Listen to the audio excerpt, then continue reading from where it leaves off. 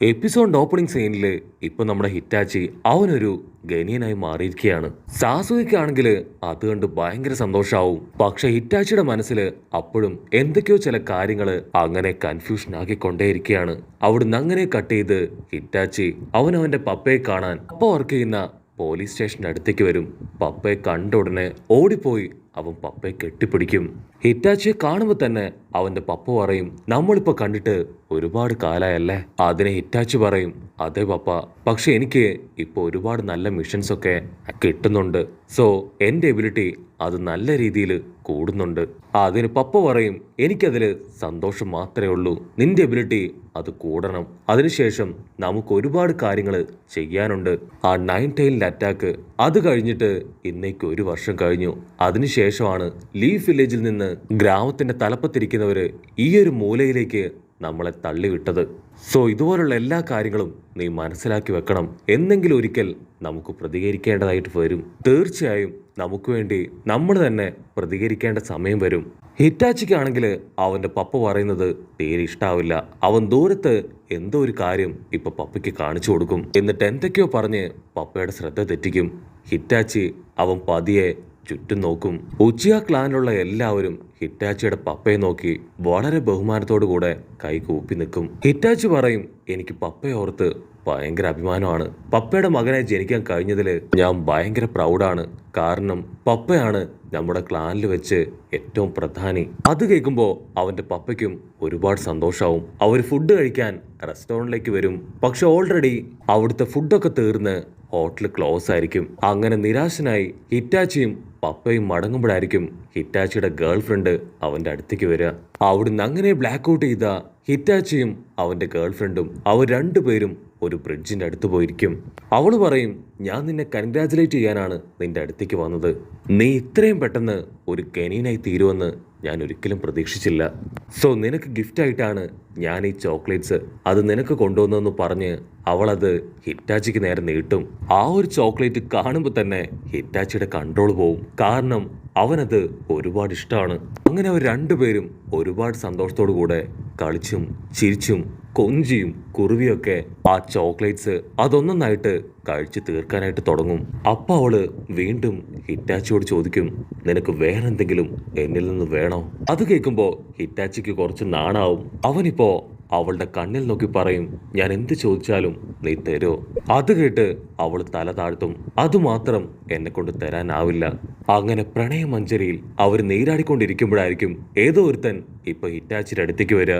അവൻ ഹിറ്റാച്ചിയോട് പറയും, ഹിറ്റാച്ചി, നമുക്ക് എത്രയും പെട്ടെന്ന് ഗ്രാമത്തിന് പുറത്തേക്ക് പോകണം. നമ്മളെ തേടി ഇപ്പൊ പുതിയൊരു മിഷൻ അത് എത്തിയിട്ടുണ്ട്.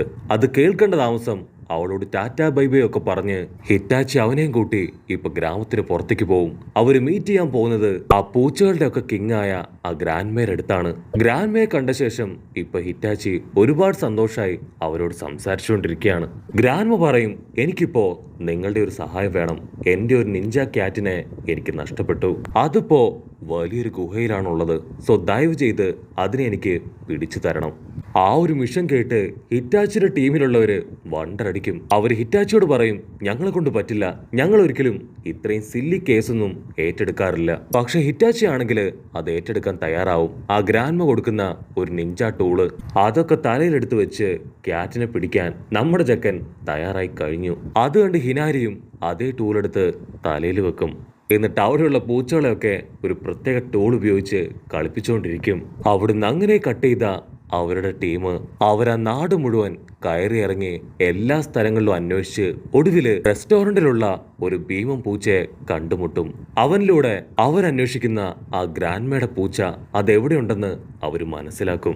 കട്ട് ചെയ്ത ഡെൻമ അവന്റെ ഹിറ്റാച്ചിയോട് പറയും, നമ്മൾ അന്വേഷിക്കുന്ന ഈ ഒരു ക്യാറ്റ് അതത്ര നിസ്സാരക്കാരനല്ല.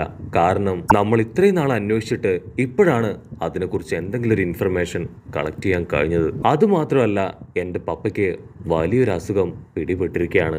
നിഞ്ച ക്യാറ്റിന്റെ ഒരല്പം രോമം അത് കിട്ടുകയാണെങ്കിൽ എന്റെ പപ്പയുടെ ട്രീറ്റ്മെന്റ് കറക്റ്റായിട്ട് കംപ്ലീറ്റ് ചെയ്യാൻ കഴിയും. അതിനുവേണ്ടിയാണ് ഞാനും ഈ ഒരു മിഷൻ സന്തോഷത്തോടുകൂടെ ഏറ്റെടുത്ത് നിങ്ങളുടെ കൂടെ വന്നത്. അപ്പോഴായിരിക്കും ഹിറ്റാച്ചി അവൻ ഈ കാര്യങ്ങളൊക്കെ കേട്ട് അവരുടെ അടുത്തേക്ക് വരിക.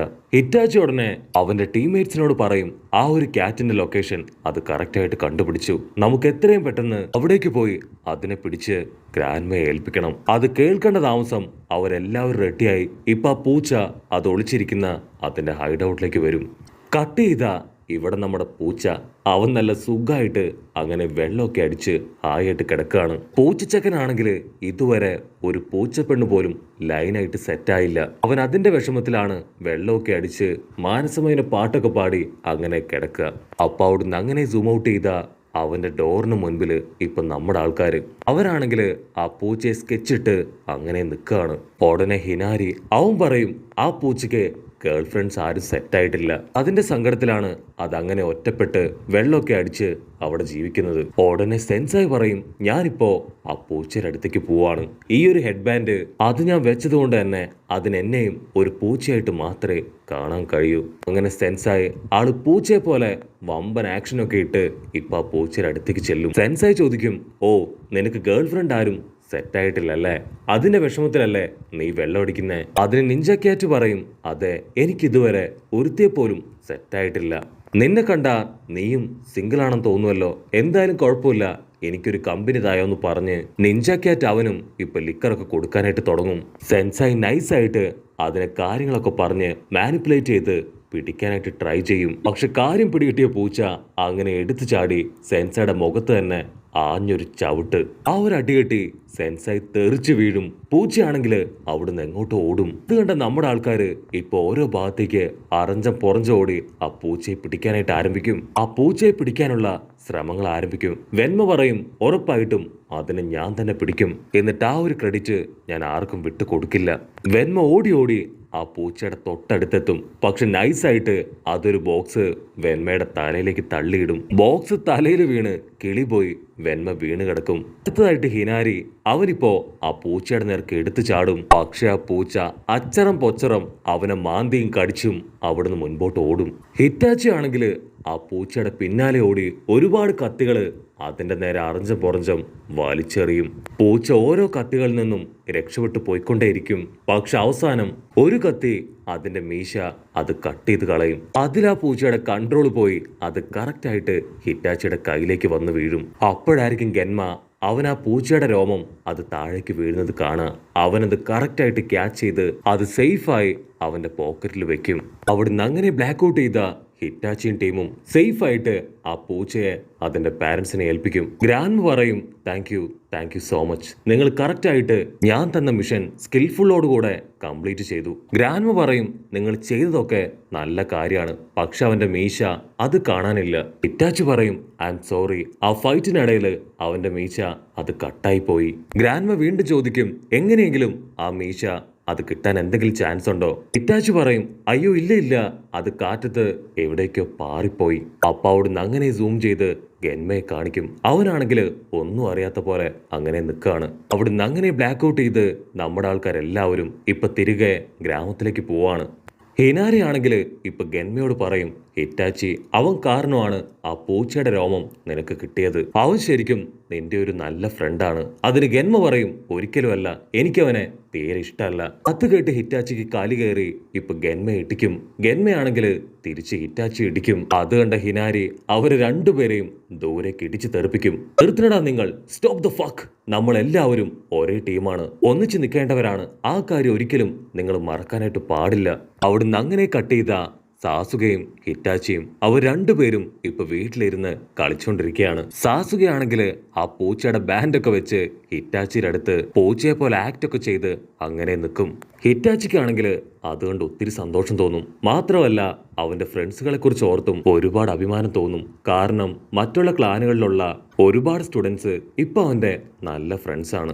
ഇങ്ങനെ എല്ലാവരും ഒന്നിച്ച് സമാധാനത്തിലും സന്തോഷത്തിലും മുൻപോട്ട് പോകുന്നത് കാണാനാണ് എനിക്ക് ഏറ്റവും ഇഷ്ടം.